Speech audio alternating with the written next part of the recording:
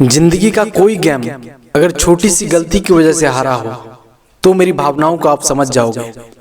अगर कोई गेम ही ऐसा हो या कोई मंजिल ही ऐसी हो जिसमें जीत जाना या उसे पाना खुद की बस की बात नहीं हो तो उस गेम को हार कर भी दर्द महसूस नहीं होता जितना कि जीता हुआ गेम एक छोटी सी गलती की वजह से हाथ से निकल जाए।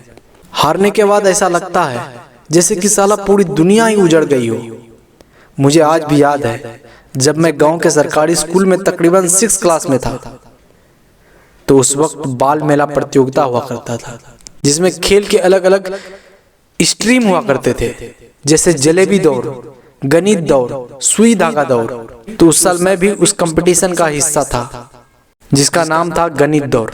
इस गेम का रूल हुआ करता था कि आपको दौड़ कर जाना है और बेंच पर रखे कागज में दिए गए सवाल को हल करना है और फिर वापस दौड़कर टेबल पर जमा करना है। जो पहले सही सॉल्व करके जमा कर देगा वही फर्स्ट कहलाएगा। तकरीबन 12 लड़का सारे अलग अलग स्कूल के एक लाइन में खड़ा था जिसमें अपने स्कूल की तरफ से मैं भी था। विशल बजा, सब लोग ने दौड़ लगाई।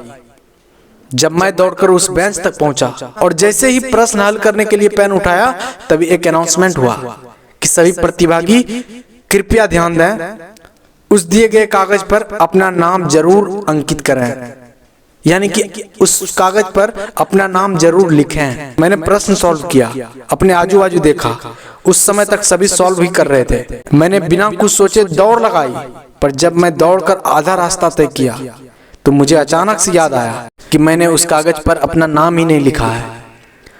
फिर मैं धीमा पड़ गया और इधर उधर नजरें घुमाई तो हद से ज्यादा भीड़ शोर मचा रहे थे, तालियां पीट रहे थे। फिर मैंने उलटकर पीछे देखा तो सब लोग अभी सॉल्व भी कर रहे थे। मेरे मन में यह बातें जरूर आई कि रुककर क्यों ना उस पन्ने पर अपना नाम लिख लूं, पर फिर मेरे मन में आया कि लोग क्या कहेंगे। वो ये सोचकर हंसेंगे कि लगता है इससे सवाल सॉल्व ही नहीं हुआ, और फिर वो तालियां की गड़गड़ाहट कहीं शांत ना पड़ जाए। इसलिए मैंने बिना कुछ सोचे फिर से दौड़ लगाई और उस कागज को टेबल पर जाकर जमा किया। धीरे धीरे सब लोग अपना कागज जमा करते गए। थोड़ी देर बाद कंपटीशन का समापन हुआ। प्राइज वितरण का सिलसिला गणित दौड़ से ही शुरू हुआ। का नाम अनाउंस हो रहा था। क्लास 1 से शुरू होकर धीरे धीरे क्लास 6 तक पहुंचा। तो मैं उस वक्त अपने नाम का अनाउंसमेंट होने के लिए बेसब्री से इंतजार कर रहा था। जब अनाउंसमेंट हुई तो मेरे नाम के जगह दूसरे का नाम सुनाई दिया। मैं अंदर से हिल गया था। चेहरे से मुस्कान एकदम से गायब हो गई थी। मैं सोच में पड़ गया कि कहीं मेरा सॉल्यूशन गलत तो नहीं था, पर मैं अपने उत्तर से पूरी तरह से संतुष्ट था।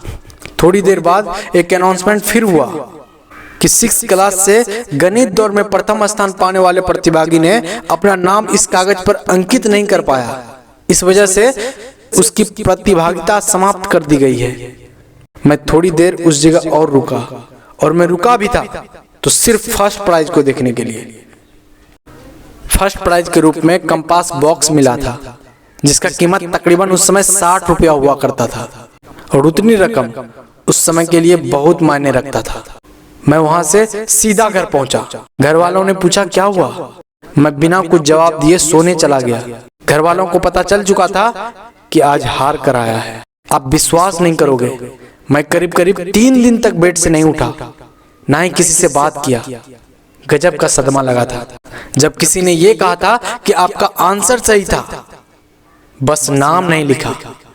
मैं जब तक सरकारी स्कूल में पढ़ता रहा तब तक ये बातें मेरे दिमाग में घूमता रहा। हाँ, ये मेरी पहली हार थी और मैं इस गेम में इसलिए हार गया था क्योंकि मुझे चिंता थी कि लोग क्या कहेंगे।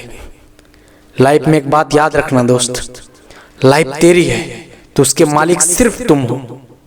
दूसरों को खुद का मालिक मत बनने दो। इससे कोई फर्क नहीं पड़ता कि लोग क्या कहेंगे। अगर तुम गेम में जीत भी जाते हो तब भी लोग कहेंगे, कहते रहेंगे, और हार भी जाओ तब भी कहते रहेंगे, बस कहते रहेंगे। उसे आप रोक नहीं सकते हो, उसे बोलने दो। जब तुम जीतना सीख जाओगे तो वो एक दिन जरूर चुप रहना सीख जाएगा। मैं मनरिका मिलूंगा ऐसी ही और नए वीडियोज के साथ। तब तक के लिए जय हिंद, जय भारत, वंदे मातरम। अगर आप मेरे चैनल पर नए हो और ये वीडियो आपके दिल तक पहुंची हो ना, तो प्लीज़ मेरे चैनल को सब्सक्राइब कर देना। Thank you very much.